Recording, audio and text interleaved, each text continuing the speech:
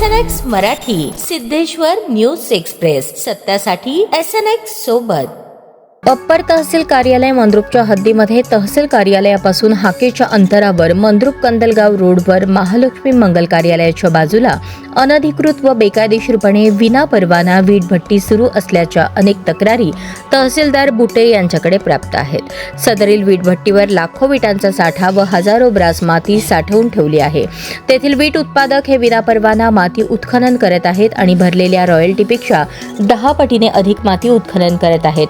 शिवाय तेथील वीट उत्पादकाने प्रदूषण नियंत्रण मंडळाची कोणतीही परवानगी घेतलेली नाही. महसूल विभागाकडून कोणतीही परवानगी घेतलेली नाही. वन विभागाकडून परवानगी नसताना वीटभट्टी जोमात सुरू आहे. तहसीलदार यांनी आदेश देऊन सुद्धा तलाठी व मंडळ अधिकारी कारवाई करत नसल्याचे सांगण्यात येत आहे. तहसीलदारांचे कोणतेही भय या तलाठी व मंडळ अधिकाऱ्यांना राहिलेले नाही.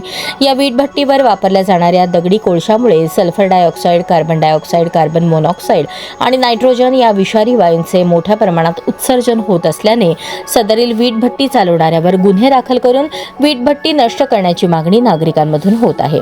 महसूल विभागाकडून मोठ्या प्रमाणात मनमानी कारभार होत असल्याचे समोर आले आहे.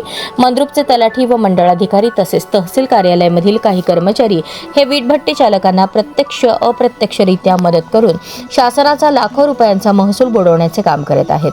तलाठी व मंडळाधिकारी यांचे वीटभट्टी मालकासोबत संगनमत असल्याने कोणतीही कारवाई होत नसल्याचे सांगितले जात आहे.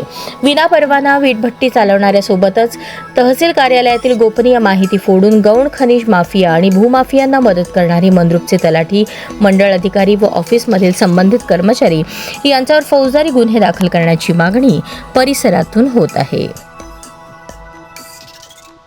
अधिवेशनाच्या 3 दिवसीय विशेष